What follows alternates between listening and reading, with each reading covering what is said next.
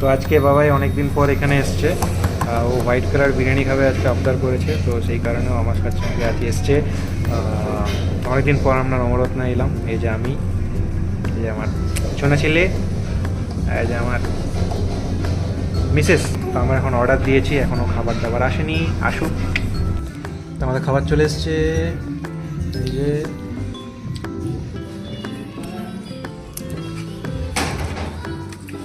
বাবাই তো পুরো খেতে একদম ব্যস্ত, এটা দেখাচ্ছি। ও গপ গপ করে খেয়ে নিচ্ছে।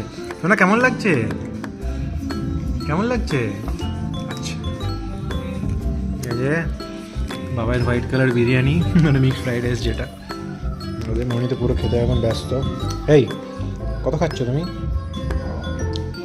ও খেয়ে পুরো ফাটিয়ে দিচ্ছে। আমিও খাই।